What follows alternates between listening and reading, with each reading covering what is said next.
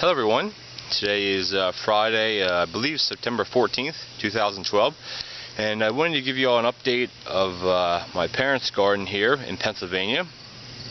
I have been visiting the farm in Canada. I don't have any videos out. I haven't filmed anything up there, however I may in the future, but I wanted to give you an update about what's growing here as things have changed quite a bit in the garden since my last video.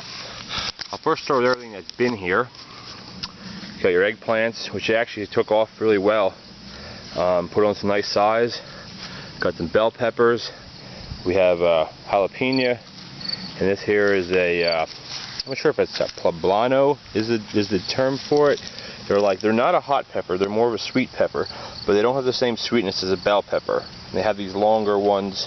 So if you know what that is, off chance, please post it below.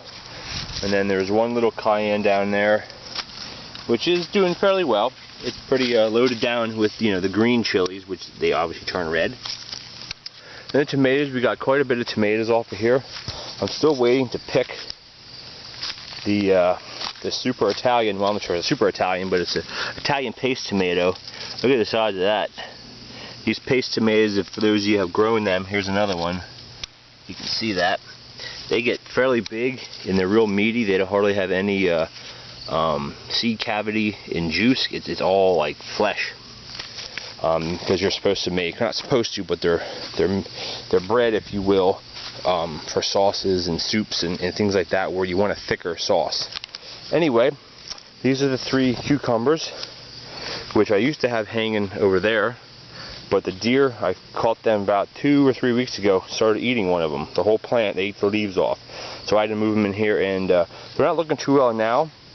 But like I said, it's been quite a few weeks since my last update, and they, from what I was told, I wasn't around all last week, but they got a fair amount of cucumbers off of this, which I'm happy about. You remember, here's where the green beans used to be here, and these are the yellow beans that were in the last video. But these we did one picking already the other day, and there could definitely be another picking yet for the end of the season. But the biggest thing are these. If you remember the squash plants that I had in hanging baskets over by the pool, started them from seed a few weeks ago, probably maybe 4 weeks ago, 3-4 weeks ago. Well, anyway, I planted them in the garden. There's 2 here, and the remaining 10 are there. All 12 of them, all 12 of the seeds that I put in, 6 of each variety, yellow straight neck and a green straight neck zucchini, they all survived. And as you can see, they're all doing fairly well. The biggest plants are these 2 here, and these are green. And they're just starting to put on some flowers, but if you look down into some of these, they're loaded with buds. Some of the ones over here, the one that's right above my finger, that one has, I think, at least 2 or 3 yellow straight necks on it already that are maybe an inch or 2 long. And as you can see, the flowers are starting to open on quite a few of them. So I think they will definitely make some fruit by the end of the season. It hasn't, I don't think it's gotten down into the 40s here yet at all. And you don't get frost, when it's 50 degrees outside. But hopefully they'll make something this year. So that's just a basic overview, Oh, and I forgot these. The pole beans. I'm not sure how tall these were last time you saw them, but these sticks, I found these sticks in the woods. They're probably upwards of 7 feet tall. And as you can see, they're way above that. So these are the stringless blue lake pole beans, and that up there, if it's stretched out, I would say would be closer to 10 feet tall. And I just have it on this simple fencing here, but the fencing stops here at around 4.5 feet. And I found these sticks because they just keep on growing, and they're actually putting on little beans as well. So they'll be picking out of them within probably 2 weeks, the end of next week. Some will be ready to pick. But I'm very happy with how they produce, because I think it was 6 or 8 seeds in each pot, and the pots actually rooted themselves in the ground, which is good for moisture. As far as moisture goes, I also spread. You can see how there's virtually no weeds from here down.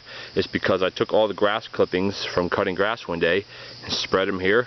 It helps with moisture, it helps keep weeds out, and it's a lot nicer to walk on than the dirt. And as you can see up in here, the weeds have taken over. Not taken over, but there's more weeds than here because one simple thing, and that's grass clippings.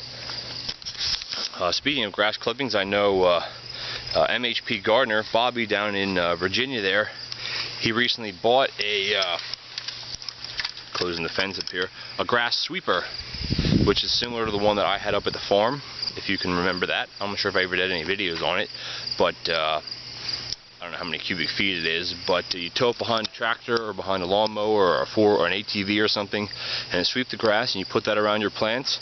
The only tip that I could say as far as that goes is you don't want to put the grass right up against the base of your plants if it's freshly cut, because the grass will start composting virtually immediately, and within an hour or two of it being piled 2-3 inches thick, it can put out enough heat to seriously damage your plants at the stem. If you let it dry and then sweep it, then you're fine, because it's not wet, if you will. All the moisture's out of it, and it'll be fine. But Bobby, as well as me here in this garden, I had great results just putting down maybe a 2 or 3 inch layer of grass clippings, especially around this. And as you see, there are no weeds other than right there, which is where the beans are. But virtually this section of the garden, there's virtually no weeds, and it's 100% because you put the grass clippings down, and that basically suppresses everything. Doesn't allow the sun to get to the ground, which then the seeds can't germinate, and the plants, the weeds that are there, they can't keep growing because they can't get sun. So that's my number one tip, I guess. If you have a fairly large yard where you can sweep it, or where you can get grass clippings from a neighbor or anything, and I believe leaves would work as well. However, leaves don't fall in the summertime, they fall in the fall.